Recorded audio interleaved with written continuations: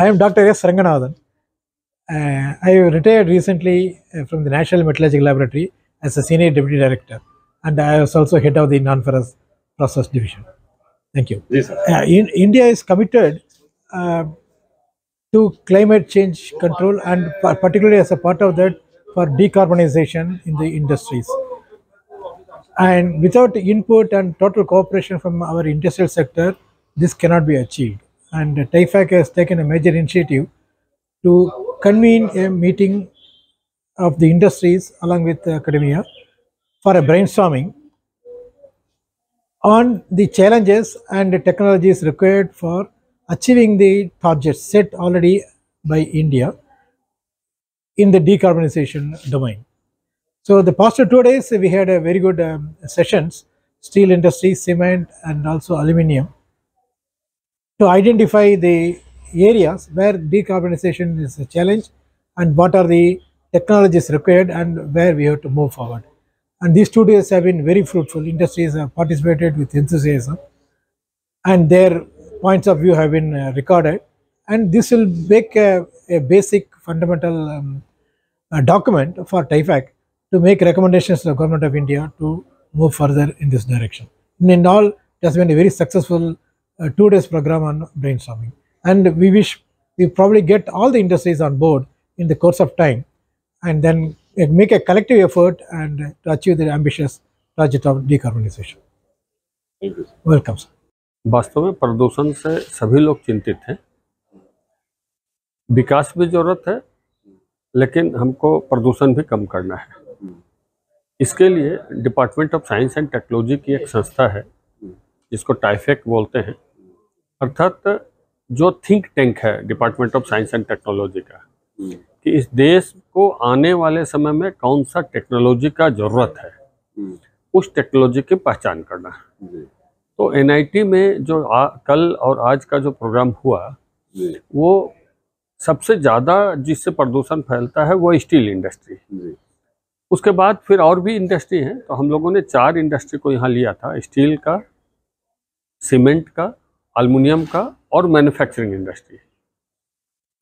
अब उसमें से जो प्रदूषण फैलता है उसको रोकने के लिए बहुत तरह के उपाय हैं, जिसमें सबसे साधारण उपाय जो उसका हम कंपनसेट करते हैं वो पेड़ लगा के करते हैं। लेकिन टेक्नोलॉजी में परिवर्तन ला करके कैसे प्रदूषण कम हो, इस पर विचार करने के लिए मीटिंग थी।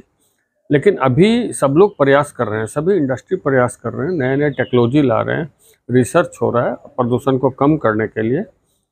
लेकिन ऐसा टेक्नोलॉजी जो विश्व में है दूसरे जगह, हमारे यहाँ नहीं है, ऐसे को भी पहचान करना, या ऐसा जिसका कि भविष्य में आवश्यकता है उसका पहचान करना, उसमें क्या खर्च आएगा, ताकि सरकार उद्योग जगत को वो मदद कर सके उस टेक्नोलॉजी को उपलब्ध कराने में, और सरकार रिसर्च में भी उस चीज़ को आगे बढ़ा सके, जिससे कि आने वाला समय का जो हमको ज़रूरत है उसके लिए अभी हम तैयार हो सके।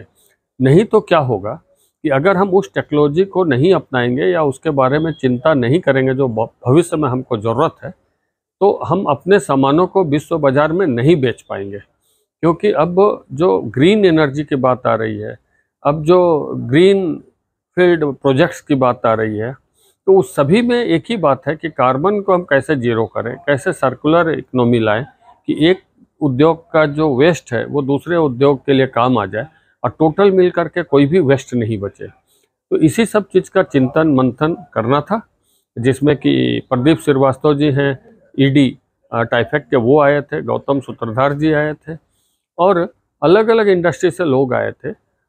इसमें पर्यावरण मंत्रालय के संस्था है EAC, एनवायरमेंट अप्रेजल कमेटी, उसके मेंबर डॉक्टर रंगनाथन भी आए थे। कई महत्वपूर्ण लोग जो कि GM लेवल के हैं, CGM लेवल के हैं, VP लेवल के हैं, टाटा स्टील से, जिंदल से, बाल्को से, नाल्को से, ऐसे कई कंपनी से लोग आए थे। और अभी 3 सेक्टर की बातचीत हो चुकी है, चौथा सेक्टर जो मैन्युफैक्चरिंग सेक्टर है उसकी अभी बातचीत होनी है, जो 3 बजे से 6 बजे तक हम लोग करने वाले हैं। सर, स्टूडेंट्स को क्या कहना चाहेंगे? स्टूडेंट को नए तकनीक के लिए तैयार होना है, इसीलिए जो कॉलेज है, जो और इंस्टीट्यूशन, एकेडमिक शिक्षण संस्थान, इंडस्ट्री और रिसर्च, ये तीनों मिल करके ये तय करें कि हमारा डायरेक्शन क्या होगा। इंडस्ट्री को जो ज़रूरत है उसका रिसर्च इंस्टीट्यूट में हो, रिसर्च ऑर्गेनाइजेशन में हो, और यहाँ जो रिसर्च हो उसका इम्प्लीमेंटेशन इंडस्ट्री में हो।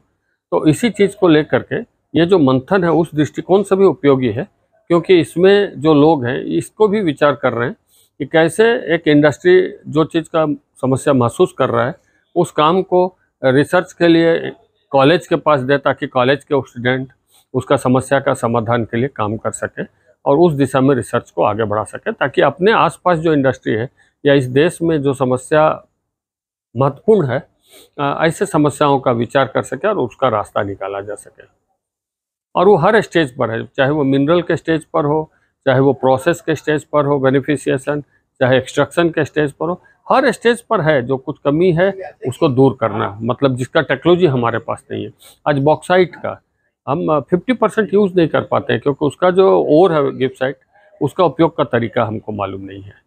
हेमाटाइट जैसे जैसे ग्रेड कम हो रहा है, तो लो ग्रेड में हेमाटाइट के माइंस में मिलता है BHQ, उसका उपयोग का तकनीक हम लोग को मालूम नहीं है। तो ऐसे बहुत सारे चीज़ हैं, ओर से लेकर के प्रोडक्शन तक, उसको तकनीकी को विकास करना और भविष्य के लिए जो हम इस देश के लिए काम आ सके उसके लिए काम करना।